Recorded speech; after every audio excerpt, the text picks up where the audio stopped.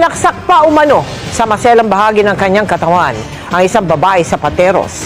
Arestado ang 3 sospek kabilang ang isang menor de edad. Aminin nila yung totoo. Gusto ko sila magbayad. Lagi nasa isip ko yun. Emosyonal na humarap sa GMA Integrated News ang 22 anyos na si Rina, hindi niya tunay na pangalan. Madaling araw daw nung Lunes nang makita siya ng dating manliligaw habang bumibili at niyaya siyang uminom sa isang birthday party.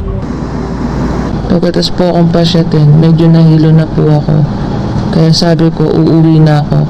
Pero pinigilan ako ng babae. At pinigilan din po ako ng 2 lalaki.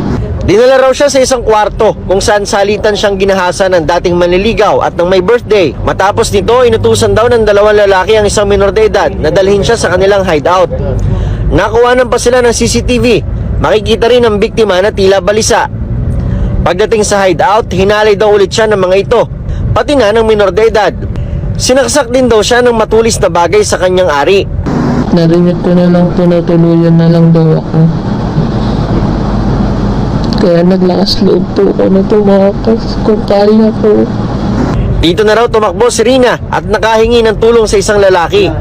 Hinabol pa nga raw siya ng minor de edad na suspect, kaya hindi raw ito pinakawalan ng lalaking tumulong. May mga nakakawalan ng atensyon ng tao.